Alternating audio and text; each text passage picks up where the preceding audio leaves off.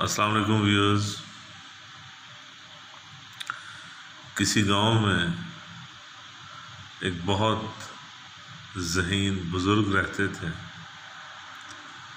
وہ چہل قدمی کرتے ہوئے کسی رستے سے جا رہے تھے کہ ان کو دو شرارتی لڑکوں نے دیکھ لیا۔ ان دونوں نے فیصلہ کیا کہ کیوں نہ یہ جو ذہین بزرگ ہے آج اس کی ذہانت کا کیوں نہ امتحان لیا جائے۔ انہوں نے پھندا لگایا ہوا تھا، وہاں سے ان کے پھندے میں ایک بلبل پھنس گئی۔ انہوں نے بلبل کو پکڑا اور بھاگے بھاگے اس بزرگ کے پاس آئے۔ جس لڑکے کے ہاتھ میں بلبل کا بچہ تھا اس نے دونوں ہاتھوں سے اس بلبل کے بچے کو چھپا لیا تاکہ بزرگ کو یہ پتہ نہ لگ سکے کہ یہ بلبل زندہ ہے یا مردہ۔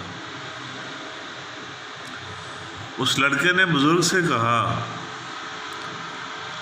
کہ آج آپ کی ذہانت کا امتحان ہے، آپ بتائیے کہ یہ جو بلبل کا بچہ میرے دونوں ہاتھوں کے اندر موجود ہے کیا یہ زندہ ہے یا مر چکا ہے؟ وہ بزرگ یہ سوال سن کر حیران ہو گئے اور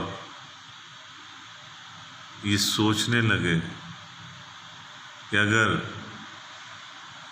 میں نے یہ کہا کہ یہ بلبل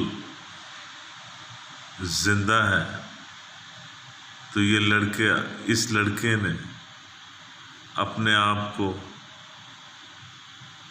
جتوانے کے لیے اور مجھے ہرانے کے لیے اس کو مٹھی میں ہی دبا دینا ہے اور یہ بلبل خواہ اپنی جان سے ہاتھ دھو بیٹھے۔ بزرگ جو کافی ذہین تھے انہوں نے اپنی ذہانت کا ثبوت دیتے ہوئے اس لڑکے سے کہا کہ یہ بلبل جو تمہارے ہاتھ میں ہے یہ مر چکی ہے۔ وہ لڑکا اپنی جیت کی خوشی میں کھلکھلا اٹھا اور اس نے کہا کہ نہیں جناب، یہ مری نہیں ہے، یہ دیکھیں یہ زندہ ہے۔ اس طرح اس نے اپنی ہاتھ کی ہتھیلی کو کھولا اور بزرگ کو دکھانے کے لیے کہ یہ زندہ ہے ایسے ہوا میں اچھال دیا۔ وہ بلبل کا بچہ اڑ کر دور چلا گیا۔ جب وہ اڑ کر دور چلا گیا تو وہ بزرگ بڑی معنی خیز انداز سے مسکرایا اور کہنے لگا اگر میں کہہ دیتا کہ یہ زندہ ہے تو تم نے یقیناً اس کو اپنے ہاتھوں میں ہی دبا کر مار دینا تھا۔ میں نے اس پرندے کی جان کے بدلے میں اپنی ہار کو قبول کر لیا ہے۔ کیونکہ اس سے مجھے کوئی فرق نہیں پڑتا، لیکن میری اس چھوٹی سی ہار نے اس بلبل کو زندگی اور رہائی عطا کر دی۔ دوستو، ہماری زندگی میں ایسے بہت سارے واقعات رونما ہوتے رہتے ہیں، جہاں لوگ چھوٹی چھوٹی باتوں کو اپنی انا کا مسئلہ بنا کر اس حد تک طوفان کھڑا کر دیتے ہیں کہ خود کا تو نقصان کرتے ہی ہیں، دوسرے بہت سارے گھروں کو اجاڑ کر رکھ دیتے ہیں۔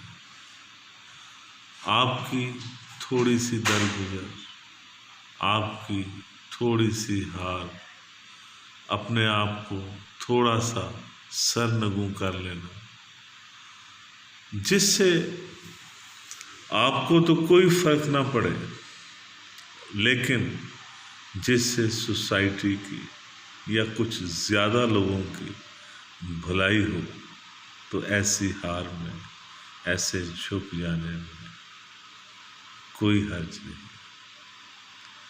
جھکنا، نرمی اختیار کرنا، درگزر کرنا، یہ خدا تعالیٰ کے ہاں بہت ہی مقبول اعمال ہیں۔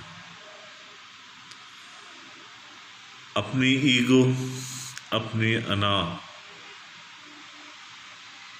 اگر آپ کو قربان کرنی پڑے، جہاں لوگوں کا یا دوسروں کا بھلا ہوتا ہو،